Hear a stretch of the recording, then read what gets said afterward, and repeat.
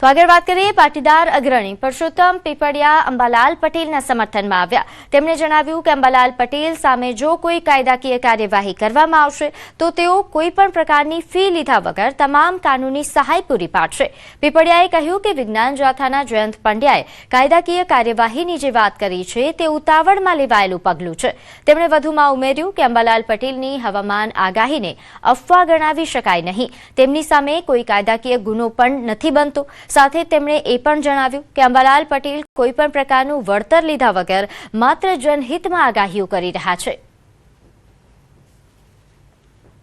કારણ કે અંબાલાલ કાકા છે એ ક્યારેય પણ આ વર્તારા કરવા અંગે કોઈ વળતર મેળવતા નથી કે કોઈની પાસેથી તોષણ લેતા નથી। તેવા સંજોગોમાં તેમની ઉપર કેસ કરવાની જે વાત છે એ પાયાથી જ ગેરકાયદેસર। તેમ છતાં જો તેમની ઉપર કોઈ પણ પ્રકારે કોઈ પણ વ્યક્તિ દ્વારા કેસ કરવામાં આવશે તો અમે તેમનો સામનો કરીશું અને કેસ અંગેનો જે કાંઈ ખર્ચ કાનૂની ખર્ચ થાય તે તમામ ખર્ચ અમે ભોગવીશું। આગળ વાત કરીએ રાજકોટની, જ્યાં યુનિવર્સિટી રોડ પર વૃક્ષ ધરાશાયી થતા અનેક વાહનો દબાયા। સ્થાનિક તંત્ર દ્વારા તાત્કાલિક ગ્રુપ છંટકાવની જે કામગીરી છે તે હાથ ધરવામાં આવી। કેટલાક વાહનોને નુકસાન થયું છે। આ ઉપરાંત પીજીવીસીએલની ટીમ પણ સ્થળ પર પહોંચી હતી।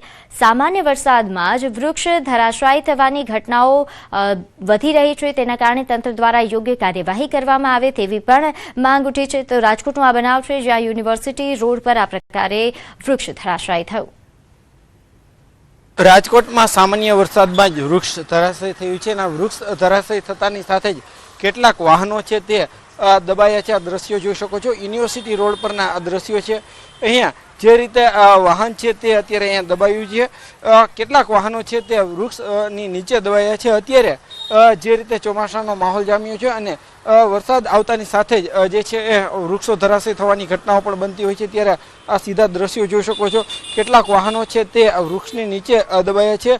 સ્થાનિક લોકો દ્વારા છે તેમને તાત્કાલિક જે છે આ વૃક્ષને દૂર કરવાની કામગીરી હાથ ધરવામાં આવી રહી છે। મહાનગરપાલિકાને પણ જાણ કરવામાં આવી છે। અહીંયા પીજીવીસીએલના અધિકારીઓ પણ પહોંચ્યા છે અને ખાસ જે છે અહીંયા જે વીજ તાર છે તેમને દૂર કરીને તાત્કાલિક આ જે વૃક્ષ છે તેમને દૂર કરવાની કામગીરી હાથ ધરવામાં આવી રહી છે। રાજકોટ શહેરનો આ જે યુનિવર્સિટી રોડ છે અહીંયા થોડી વાર પહેલા જે આ વૃક્ષ ધરાશાયી થયું હતું અને આજે સવારથી જ રાજકોટ શહેરમાં વરસાદી માહોલ જામ્યો છે, જેને લઈને શહેરમાં કેટલીક જગ્યાએ નાના નીચાણવાળા વિસ્તારોમાં પાણી ભરાયા છે તો કેટલીક જગ્યાએ વૃક્ષો ધરાશાયી થવાની ઘટના પણ સામે આવી છે। હાર્દિક જોશી, ન્યૂઝ 18 ગુજરાતી, રાજકોટ।